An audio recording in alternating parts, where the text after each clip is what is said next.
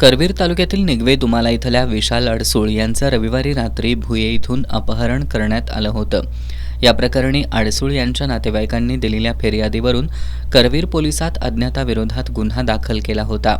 विशाल अडसूळ यांच्या अपहरण प्रकरणात स्थानिक गुन्हे शाखेच्या पोलिसांनं तांत्रिकदृष्ट्या तपास केला।